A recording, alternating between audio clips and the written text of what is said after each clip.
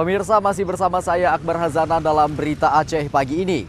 Untuk Anda yang baru saja bergabung, kami sajikan kembali 3 berita utama pagi ini.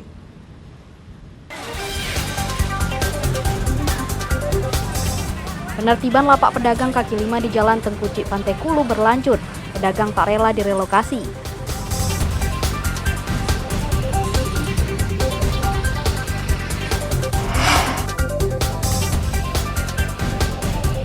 Mantan kombatan GAM Aceh Raya maju menjadi calon bupati pada Pilkada 2024 melalui jalur independen menjelang masa tenggat.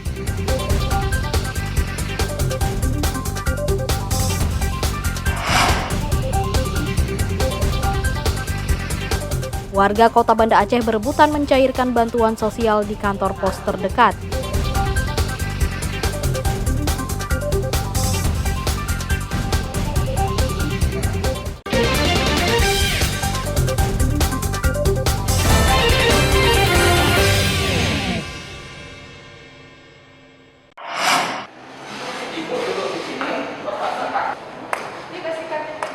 Sejumlah warga kembali mencairkan bantuan sosial dan bantuan program Keluarga Harapan (PKH). Sebagian warga mencairkan bantuan PKH di kantor pos, sebagian lagi menunggu di tempat tinggal. Bantuan sembako PKH triwulan 2 dari Kementerian Sosial yang disalurkan mulai Januari hingga Mei 2024. Penyaluran dilakukan dengan 3 metode, yaitu di kantor pos, melalui komunitas, dan diantar langsung ke rumah keluarga penerima manfaat. KPM yang terbatas seperti KPM yang sakit, lansia, dan penyandang disabilitas.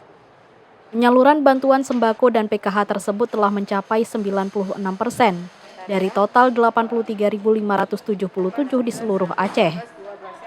Dari 83.577 KPM yang terverifikasi, di antaranya 5.809 KPM bantuan sembako PKH, 28.792 dan 48.976 KPM merupakan PKH murni. Penyaluran yang kali ini ada 3 cara. Pertama, didekatkan ke komunitas, gitu ya, di mana lokasi penerima KPM berada di dekat dengan loket, atau kami yang datang ke komunitas, jadi bayar di tempat. Hal yang paling penting di sini adalah bagi para KPM yang belum bisa datang ke lokasi 2 tadi, kami melakukan layanan antaran, terutama untuk para penerima atau KPM yang lagi sakit. Bantuan sosial PKH dinilai sangat bermanfaat untuk kebutuhan sehari-hari dan biaya sekolah anak-anak mereka. Kebutuhan saya sehari-hari sama anak-anak. Kebutuhan dapur. Pokoknya kebutuhan sehari-hari di rumah. Ya. Sangat terbantu maksudnya dengan adanya ini. Kadang-kadang ada kebutuhan anak, misalnya kayak ada perlu beli sepatu sekolah kayak gitu kan. Tanggapan serupa juga disampaikan warga yang sudah 3 kali mencairkan bantuan sosial dari pemerintah.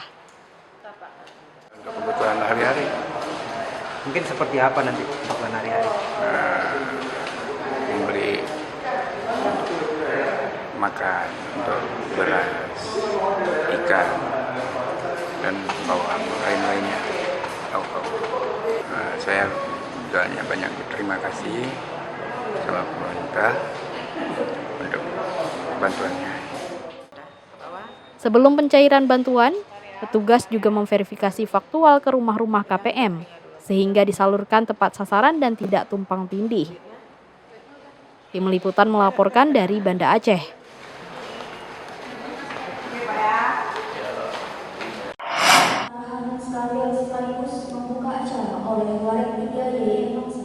Sejumlah perangkat gampong di Kota Langsa didorong melahirkan resam atau aturan kekhususan. Resam bagian dari peraturan yang mengadopsi kearifan lokal.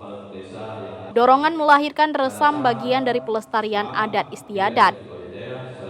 Laboratorium dan Klinis Hukum Fakultas Syariah YIN Langsa mendampingi sejumlah perangkat gampong untuk menyusun resam gampong untuk kepentingan sesuai dengan kearifan lokal.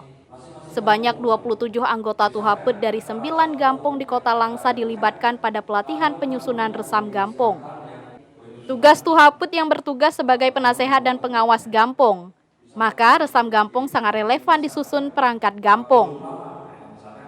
Resam Gampong atau peraturan desa menjadi dasar hukum dalam mengatur tatanan sosial masyarakat di masing-masing desa.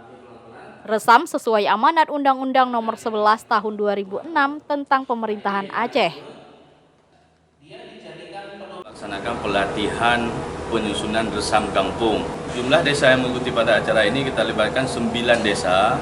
Perwakilan setiap desa itu ada 3 orang masing-masing desa, aparatur desanya.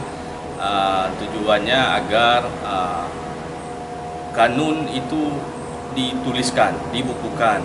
Jadi kanun itu harus dibukukan agar aparatur desa atau masyarakat desa tersebut bisa berpedoman kepada kanun desa dan desa menjadi lebih bermartabat dengan kehadiran pembukuan kanun desa tersebut.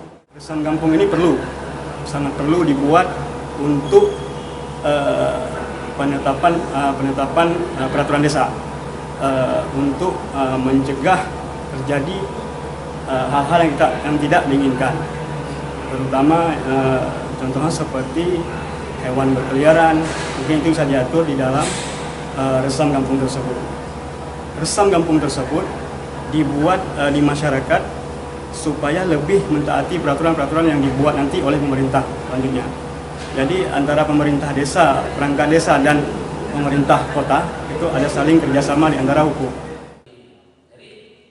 Lembaga Tuhapet atau perangkat Gampong dapat bersama-sama menjaga adat istiadat di tengah gempuran teknologi dan gempuran modernisasi.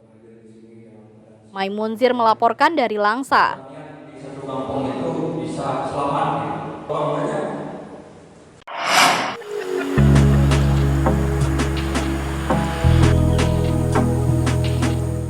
Pasangan suami istri memanfaatkan potensi Desa Suwanibong, Kecamatan Tangan-Tangan, Kabupaten Aceh Barat Daya untuk membangkitkan perekonomian warga.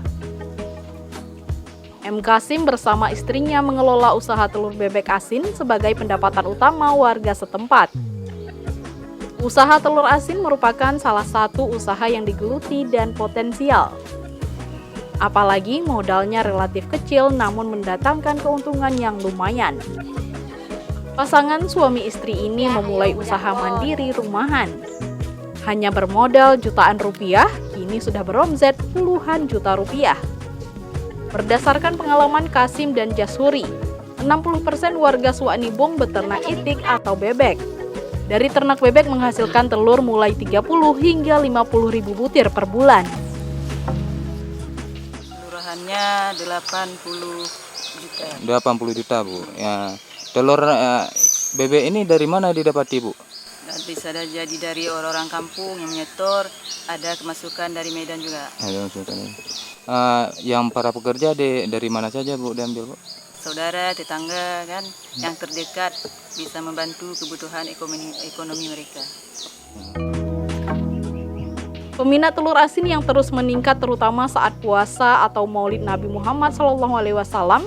Padahal pemasaran telur asin pasangan ini sudah sampai keluar daerah, sehingga bahan baku sekarang harus dipasok dari luar daerah. Omset usaha telur asin ini mencapai 80 juta rupiah.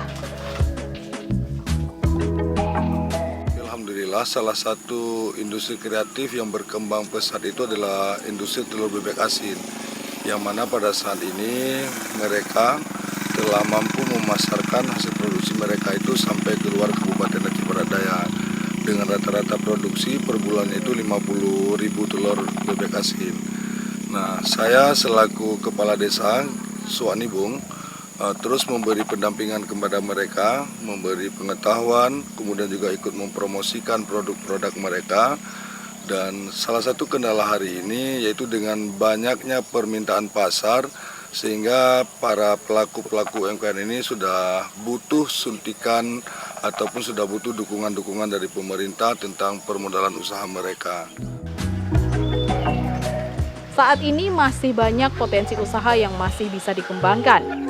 Dengan demikian perekonomian warga terus meningkat. Mimi Saputra melaporkan dari Aceh Barat Daya.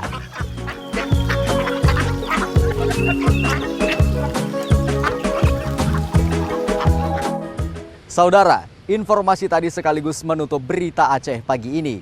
Saya Akbar Hazana beserta tim yang bertugas mengucapkan terima kasih. Wassalamualaikum warahmatullahi wabarakatuh. Sampai jumpa.